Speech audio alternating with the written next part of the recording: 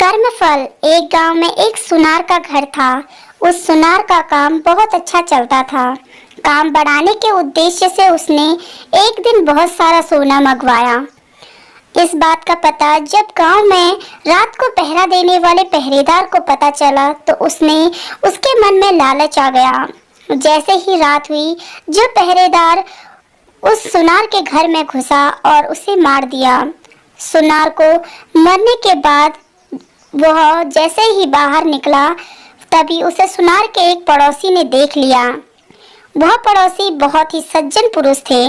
उसे अचानक देख पहरेदार घबरा गया। उस सज्जन पुरुष ने पहरेदार के हाथ में जब बक्सा देखा तो उस पर सवाल पूछना शुरू कर दिया। ये बक्सा लेकर कहाँ जा रहे हो? शोर मत मचाओ। देखो, इसमें से थोड़ा सोना तुम ले लो, थोड़ा मैं ले लेता हूँ। मैं ले लूँ, मैं गलत काम नहीं कर सकता। यह सुनकर पहरेदार ने उसे डराने के लहजे से कहा, देखो मेरी बात मान ले, नहीं तो बहुत पछताएगा। फिर मुझे दोष मत देना। धमकी देने पर जब वह सज्जन पुरुष न माना तो वह पहरेदार जोर जोर से चिल्लाना शुरू कर दिया। जब सब लोग इकट्ठा हो गए तब वह सबको झूठी कहानी बताने लगा। ये आदमी सुनार के घर से यह बक्सा लेकर आ रहा है। मैंने इसे पकड़ लिया। जब सब लोग ने सुनार के घर जाकर देखा तो सुनार मरा पड़ा था। पुलिस को बुलवाया गया और पुलिस उस निर्दोष व्यक्ति को सुनार के कत्ल के इल्जाम में पकड़ कर ले गई। मामला कोर्ट तक पहुंचा। उस आदमी ने जज के सामने बहुत कोशिश की कि खुद को निर्दोष साबित कर सके, लेकिन सारे सबूत और गवाह उसके खिलाफ थे। जैसे ही उसको फांसी की सजा हुई, वैसे ही उसके मुंह से निकला, भगवान के घर में कोई न्याय नहीं है। जिसने मारा है उसे कोई सजा नहीं और जिसने कुछ नहीं किया है उसे फांसी की सजा मिल गई। जज को उसके इन शब्दों से लगा कि कहीं उन्होंने फैसले में कोई गलती तो नहीं कर दी। जज के सच बात का पता लगाने के लिए एक योजना बनाई। अगली सुबह एक आदमी रोते रोते जज के पास आया और बोला, सरकार, हमारे भाई की हत्या हो गई है, इसकी जांच होनी चाहिए। उस समय जज ने फांसी की सजा मिले व्यक्ति और उस पहरेदार को उस मरे व्यक्ति की लाश उठाकर लाने के लिए कहा। जब दोनों दिए गए पते पर पहुंचे तो देखे कि खून से लथपथ लाश चारपाई में ऊपर पड़ी हुई है और उस पर चादर डाली हुई है। दोनों ने उस चारपाई को उठाया और चलने लगे। रास्ते में पहरेदार ने उस फांसी की सजा मिली व्यक्ति से कहा, अगर तूने उस रात मेरा कहा मान लिया होता तो तुम्हें फांसी की सजा भी नहीं मिलती और सोना अलग मिलता।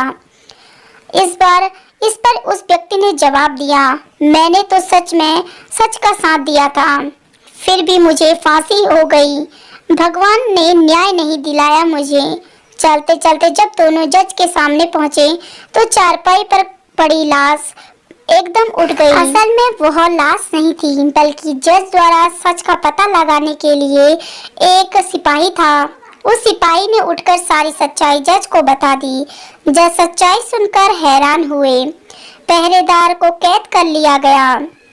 न्याय हो गया था, लेकिन जज के मन में अभी भी शांति नहीं मिल रही थी। सो उन्होंने उस सज्जन व्यक्ति से कहा, इस मामले में तो तुम निर्दोष साबित हो चुके हो, लेकिन सच सच बताओ, तुमने कभी किसी की हत्या की है क्या? जज की चालाकी वह व्यक्ति पहले ही देख चुका था, इसलिए अब वह झूठ बोलने से डर रहा था। इसलिए उसने सच्चाई बतानी शुरू की। बहुत पहले की बात है, एक दुष्ट व्यक्ति मेरी गैर हाजिरी में मेरी पत्नी से मिलने आया करता था। मैंने अपनी पत्नी और उस व्यक्ति को समझाने का बहुत प्रयास किया, मगर वे नहीं माने।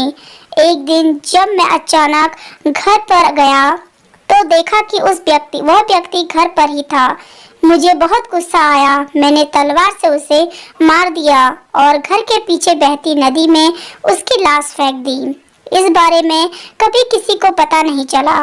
जज ने कहा, मैं भी यही सोच रहा था कि मैंने कभी कोई गलत काम नहीं किया, न ही किसी से रिश्वत ली, फिर मेरे हाथों से ये गलत फैसला कैसे हो गया। खैर, अब तुम्हें अपने कर्मों का फल तो भोगना ही होगा।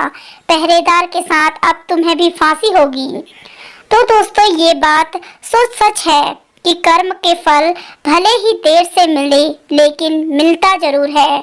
फल कैसे होगा, यह उस बात पर निर्भर करता है कि आपके कर्म कैसे थे।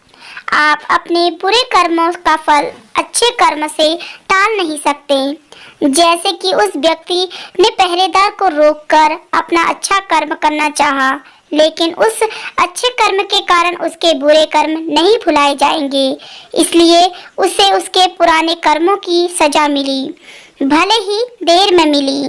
तो दोस्तों, आपको ये कहानी कैसी लगी, आप कमेंट सेक्शन में कमेंट करके ज़रूर बताएं।